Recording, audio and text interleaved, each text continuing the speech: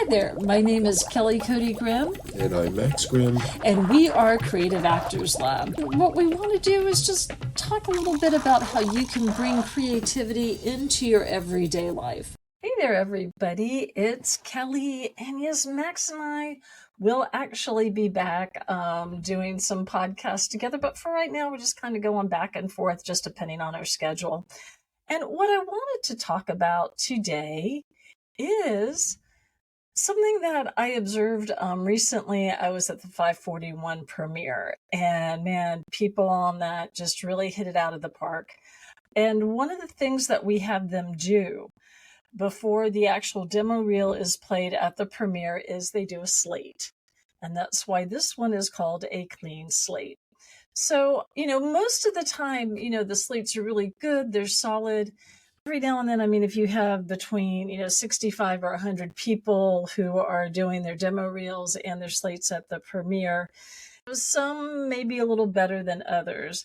And, what I wanted to do was just kind of talk about how to do a good slate, a clean slate, and what different kinds of slates that there are. So I want to just kind of, look into that, just talk with you all about that a little bit today. And then also, if you happen to be networking, how you can take the concepts of the slate and have that be as part of your elevator pitch for who you are. So whether you're networking with other filmmakers or, hey, you may be at a chamber networking event. I certainly do a fair amount of those to promote Creative Actors Lab. So I usually have my spiel down pretty well. Sometimes I'll do like a character like Detective Grace O'Hara and things like that. But for me, it's really important that you have something that's interesting to be able to show. And particularly if you're doing a slate and that is coming before you do your actual audition, your monologue, or your sides. Now, for those of you who are not familiar with what a slate is, in entertainment and filmmaking, it refers to the introduction portion of your video, or again, you may be on Zoom, or hey, maybe in person.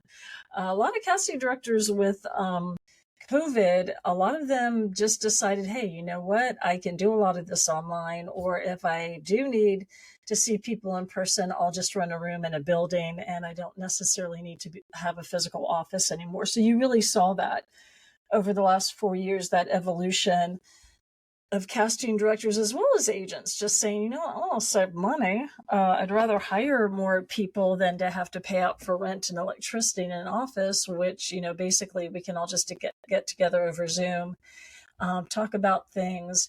So that's kind of where the industry has gone. And then, just between COVID and then you had all the different strikes and things like that. When it was strike time, the one thing that performers could do and not be penalized for was podcasts. So again, people were auditioning for podcasts, for dramatic podcasts, and then also including a slate beforehand so that they could introduce themselves to the casting directors in their regular voice. And that's something I will emphasize. I will be the first one to tell you that I have a really hard time with slates because I want to do an accent. I want to do a character, sweetie. I think it's just something that I could do and something that I enjoy doing. So to actually have to be me, and I will tell you, and I think I've referenced this before, but if you look at episode 1 of season 3 of Only Murders in the Building, when Meryl Streep comes in, and she does her audition and she's perfectly natural and lovely. And then when she's doing the table read, she keeps on wanting to break out accents. I laughed because 1, I felt seen, and 2, when Meryl Streep first really broke into the business, like back in the mid to the late 70s, early 80s, she was known for Sophie's Choice. She was known for using different accents. You very rarely heard a true Meryl Streep voice, because she, could do accents and things like that. And again, I can totally relate. So it did crack me up that when she's trying to do this table read and Paul Rudd is kind of like the spoiled movie star that's coming to Broadway. And it did crack me up when you had Paul Rudd referring to Meryl Streep's character as a stinker Rudy. But what that was a good lesson, if you watch that, for how important it is to be natural, be true to yourself. That's what people want to see. And basically in the slates, that's what they want to see. If you've ever taken my slate class, one of the slates I show is one by a young lady named Nicole. And the thing that was important when we were showing Nicole's slate is that her monologue was basically a confessional video. So she had blood splatters on her face and she was just saying, I killed them and I don't know, I got possessed and things like that. So it was super important when she did her actual slate that we needed to see that she was fun, she was open, and, certainly not murdery. Now, again, if you're a student from 541 Productions or Acting Out Studios and you've had me for slates, those are way longer than what a lot of times the industry will ask for. The reason that we do that is because it's a premiere. You've got casting directors and you've got agents sitting there, potential producers. So they want to get to know you a little bit. So those slates are about 30 to 40 seconds. So what I'm going to do is talk about the slates that you would have on things like Actors Access and casting networks and backstage, what sort of things you need to do on your slates. So this is just sort of that. If you happen to subscribe to Creative Actors Lab, I do have complete learning modules on how to slate. But I thought for this one, we just talk a little bit more, just kind of pinpoint that for those of you that listen to the podcast. So what are some of the things that you need to include? And for a lot of times for the slates that you would see on, again, casting networks or Actors Access or Backstage, most of your slates are going to be between about 10 to 15 seconds if you're recording them. If you are on Zoom and, you're doing your slate, what you want to do is have a space where you can stand up and be able to have a whole body shot. I was reading one article. It was like, well, if the one quiet place you can do this is where you're actually sitting, you've made your toilet into like a nice little chair because the bathroom's quieter. But then when they ask you, can you stand up and show us a full length thing? Then they're going to sit there and go, oh, they've been doing this in the bathroom the whole time. So find a space where you are going to be in practice ahead of time, whether it's your laptop or your phone, where you can get up and move and be able to do a full body shot for the agents. If not, when you are doing your slate, you can always use your phone. My recommendation is if you're videotaping, and you can kind of see my starlight there. If you are videotaping, what you're going to do is you want to do it in landscape. But then if you are doing your full body shot, you want to do it in portrait because it's a lot easier to get your body with that. So it really depends. If you're on your laptop and you're talking with the agents, that's great. If you're on your cell phone, or if that's how you're recording your slate off your cell phone, we do talk about, ways to edit it and things like that. If you are live and you are doing that and you've already gone and done your full body and you're sitting right down, take a beat or two before you jump into your sides or jump into your monologue. And then this way, it kind of gives the casting directors and everybody a chance to go, oh, okay, cool. In fact, I was actually watching a show recently. I had heard an interview with Bob Odenkirk, and he had talked about the Mr. Show. And I know he had done a lot of sketch stuff, but not realize that he and David Cross had done, again, a really brilliant show called The Mr. Show on HBO. And they were kind of pushing the envelope, shall we say. And so Bob Odenkirk was with another gentleman sitting at an audition desk. David Cross comes in and he introduces himself, and then his monologue starts with, "Can I use this chair?" Well, they kept on answering him. He kept on getting angry after he had already done his slate, introduced himself and everything. So it was really funny, and just the miscommunication and everything. It gets funnier and funnier, but it does have language, so I will warn you ahead of time. But anyway, that, just kind of seeing the mishaps that people have, the jokes that are done about slates. But getting back to slates, so generally what you want to do, like, again, with the 541 slate, say your name, you say your age, and usually with us, it's only if you're under 18, otherwise omit. Other people may ask you when you slate, they want to know your age. Again, a lot of times I tell people don't give that because you may look younger. And then if they're like, oh, wow, well, I was going to cast them for a part that was like 45, but they just said that they were 55. So, not so much. So sometimes that doesn't help you. But if you're a younger person, particularly if you are under 18, you do have to state your age, because then that is going to affect how long you can work.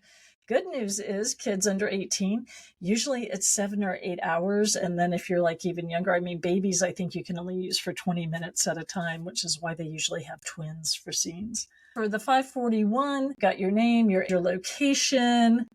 Then what we like to do is, a little bit about your prior experience, any family information you want to add, a favorite quote, and then thank you, and I hope you enjoy my demo reel. Now, again, that's very specific to our premieres, because the good news is the casting directors and the agents are there. They can't really go anywhere. So they are sitting there and they are watching. So they can't click out. So you're on the big screen, and that's great. But 99% of the time, most of the stuff that you're going to be submitting is going to be online. So you want to make sure what your slate is. It's very simple. It's very clean. So you want to include your name, your height, where you're at, your location. So, again, if I say that I'm in the greater Atlanta area, that's fine. I actually live in Duluth, Georgia, but I mean, that's only maybe a 20-mile drive from Atlanta. So it really depends where they're filming. The other day I got a casting for Alpharetta, which is maybe about 5 or 6 miles from where I am now. So, just saying that you're in the Atlanta area. Sometimes you want to state if you're a local hire. And then if you have representation, say, I am with this particular agency, ABC acting company, or, whatever, a talent agency, whatever you want to put in there is fine, but your actual talent agency. And then what part you're auditioning for. So, just as a very simple one for me would be, hi, my name is Kelly Cody Grimm. I live in the greater Atlanta area. I am 5'5", and I will be auditioning for Karen. Thank you. And then full body shot. That's pretty much it. Most of the time, that's all they want to see. But what you need to do with that is show that you're confident, that you are likable. And this is one thing I really emphasize with my students, is that you come off like you're easy to work with. I can tell you any number of casting directors, any people like that, would rather cast someone with a little less experience that looks like they would be directable and easy to work with. So that's, again, something that's really, really important to keep in mind. Be likable, be open. When we talk about improv, do the yes and whatever they give you.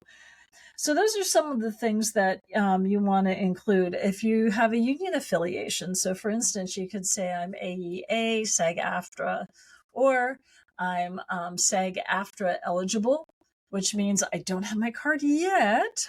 As far as unions go, you can certainly be in a union production and be non-union, and that's how people get the ability to get their union card. They do X amount of SAG-AFTRA work as a non-union performer, and then they build up, then they get their union card. So that's not a mutually exclusive thing. It would be quite the conundrum if it was like, well, I can't get my SAG card unless I'm doing SAG productions, but I can't do SAG productions unless I have my SAG card. That's kind of the same conundrum with demo reels. That's why we like to do those. Like, yeah, I can't really get cast in anything without a demo reel, but I haven't been cast in anything, so I don't have anything to pull a demo reel off of. Keep that in mind as far as your slates go. And when you are getting an opportunity to do a slate, make sure that you are reading the directions. What is it specifically that they do want? And sometimes they may not ask for a slate. So you want to get in touch with who's ever sending you the sides and go, hey, I noticed that there weren't any instructions for a slate. Do you still want one, or do you not need one? And sometimes it's like, no, I have your actor's access profile. I can see your full length body shot and everything like that. So yeah, no, I'm fine. Or they may say, oh my gosh, you're right. Okay, let me resend that email out. And I've had that happen too. Hey, we forgot to include that you needed a slate. And then pay attention to, if you are emailing those, how do they want the files actually labeled? So, would it be Kelly underscore Cody underscore Grimm underscore Karen? So I'm putting the name of the actor and then what my character name is. Or maybe they want Karen first underscore Kelly underscore Cody Grimm. Maybe it stashes. Yeah, don't use periods in between, because then they think that's, as you know, if you've done anything like that, it will not work. So, just remember to be likable, be approachable. At the end of the day, that's what people really want to see. And particularly if your sides where you are playing, as I was talking about Nicole, she was playing someone who had just killed her friends in the basement. So it was very important in hers that we see that she's smiling, that she's confident. What you don't want to do is feel really stiff. And sometimes, again, if you're not hiding behind those characters, the idea that you want to see the real me, I can be, that's going to make me feel stiff. That's going to make me feel uncomfortable. But you need to not do that. Just have that, and if you happen to be in a situation where you're recording your slate and it's not where you're usually at, again, I'm here with my backdrop, my gray backdrop. I've got my light, I've got my starlight and everything. I have that down. I mean, good news is I can move my glasses up. You can't really see that reflection. I've heard some people say that there are agents that were like, oh my gosh, if I happen to see the star reflecting in your eye, then I know you're using, a circle light or something like that. Everybody to each their own. And certainly you want to get the job, but there's a part of me that just wants to roll my eyes and go, oh, come on. People are going to spend some money, but let's not, a lot of actors, they're just going to Five Below. I use this, if you happen to be watching the video, I use a tripod will put my phone in landscape, and then I have another tripod that will hold it in portrait. So, that's some of the things that you get. I have a starlight that I actually got at Burlington Coat Factory. Of all places, just as I was leaving, I was like, whoa, that's pretty cool. And at one point, it's not on there now, but it did have a holder so that I could have my phone above and maybe you didn't see quite as much of the star. And what is nice about this light is I can adjust it. So just when you're thinking about doing your slates, have a quiet place to do it, feel confident, make sure that you've got a solid background or as solid a background as you can. Because again, I get that you may have, like what I've got right now is just a backdrop. I have another similar piece of fabric that I can put on the bottom if I need to do that. But again, find out when you are doing your, Zoom, doing a video recording that you're going to have to send in, just, make sure that they want the full body shot, make sure that you're able to get that, particularly if it's a live Zoom, make sure that you're able to stand up and be able to get that easily. Because they just, more than anything else, we're all totally gorgeous from the shoulders up, but just from the costumer's point of view, they need to see what your body type is. Is it athletic? Is it shapely? Are you a little Zoftig? Are you muscular? Any of those things. That's just, again, it's not body shaming. It's just, I need to know what kind of costumes I would need to make sure that you're going to be comfortable in what you're comfortable in your role. And, so again, just keep it casual, keep it fun. You really want this role. Probably the best advice I've heard just about slating and doing other things is that, frankly, a lot of times, and Bob Odenkirk, when he did his interview with the Office ladies, a casting director may get like 200 auditions for this one role. And then they narrow it down to the top 15, and they send out the sides to maybe the top 15 or 20. And then those people send it back. And from that, they have their top 5. And then their top 5 are asked to do something else. But out of the top 5, they can only get one. Only 20% of the people, and again, their top 5, that's what's going to come through. And so, the reality is the other 4 may have been amazing, but there's a lot of things around that. Maybe the director worked with this other person before, and so they know that they're going to be reliable. Well, that could work in that performer's space. Maybe that they've done a role similar to this. Maybe other people on production know all that. So sometimes it's not that you're not good at it, But just simply there's other factors playing out there. And what I like to do whenever I get sides, and truth be told, I don't get everything I audition for. Probably the easiest one was somebody went on my IMDb page, saw the micro short that I produced called The Campaign Tweet, liked it. We talked on the phone and they cast me off of that. That is the one and only time that has happened. Every other time I've had to do sides and things like that. But she, I guess, really liked what she saw there as my own kind of demo reel with that. But at the end of the day, and I've used this example in classes like Eric Stonestreet, who ended up being Cam on Modern Family. He was auditioning and doing the slates and doing the sides. And Jenna Fisher was kind of the same way. I'm kind of using two office or mockumentary actor examples, but she had been in LA and had been out there for like close to 10 years, had gotten pilots, but the pilots didn't get picked up.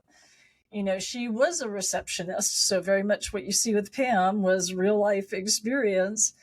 And Eric Stonestreet had auditioned for the role of Brian and did not get it. And he was just like, I just think I should wrap it up because, I've been out here. I think his was about 10 years. I'm just not getting very much. And Allison Jones had told them you were 1 or 2 auditions away from a series regular.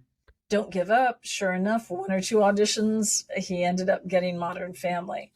So, embrace the opportunities that you have got to do sides. Always look at that as an opportunity to show people your craft and basically show people what you can do. Because at the end of the day, that's where acting can be fun. And you never know that, that little thing that you did may have stuck in somebody's mind and went, you know what, I can't really use Kelly in this thing, but I liked what she did with the sides. That was actually kind of good. That was funny, or it was very heartbreaking and things like that. But for this one, there's another actress that I've worked with, but you know what, she's on my short list for something else. And a lot of times, frankly, that's how it happens.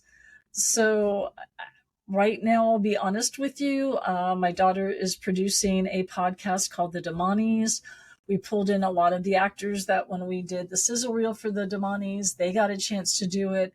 Had some new people come in, loved that energy. So at the point that I might be producing some other things in the near future, it's kind of like the Christopher Guest sort of ensemble, where he would do Best in Show and then Waiting for Guffman and then A Mighty Wind. And this is Spinal Tap, actually, was Rob Reiner, but he was in that. But, what you do is you start to get actors who are comfortable working with each other. You can give them an improv outline. This is what's got to happen in the scene. And then you just let them go. And at the end of the day, that's sometimes what casting directors are seeing is like, oh, I saw them in this. Let me come in and see how they would react with other people. So just to recap, the things that you need to have in your slate. If you're looking at the video on the subscription page, I may include one of my slates as an example. But again, your name, your height, where you're located, your agent or representative. If you don't have one, don't say, I don't have an agent. Just move on to the next thing. If they ask if you're a local hire, say that you are a local hire. And age, if they ask for it. If they don't ask for your age, don't say your age, particularly if you're a man or a woman of a certain age. And then what part you're auditioning for. And then again, take that beat. If you're going to be doing your slate back to back with your sides, that's fine. Sometimes they want, like I said, separate files. So, again, find out from them and make sure that you read and find out specifically how they want that. Do they want the slate separate, or do they want the slate as part of the same file with the sides or the monologues that you're doing? I hope that this is helpful. And probably my biggest piece of advice, look like you're enjoying doing it. Have fun with it. Be personable, because again, that's what people are going to pick up on. I would rather work with somebody who has less experience, who's going to jump in and give me the yes and what I need, more than somebody who has a ton of experience that's going to push back on everything that I have to say. That is just not going to move us forward. I will add some of the things that you need in the show notes. So if you didn't catch everything that I was talking about, you will have that in the show notes that you can look at. Thank you all so much. Max and I will be back together doing a podcast pretty soon. And remember, when the going gets tough, the tough get creative. Much love, everybody. Until next time. Bye-bye. We appreciate you guys tuning in, and keep in mind that you can catch us on our social media, Creative Actors Lab on Instagram and Facebook, and by the same name on YouTube. And for more on what we do, you can go to our website, creativeactorslab.com, all one word. Thank you for listening. Stay curious, make art.org. Much love until next time.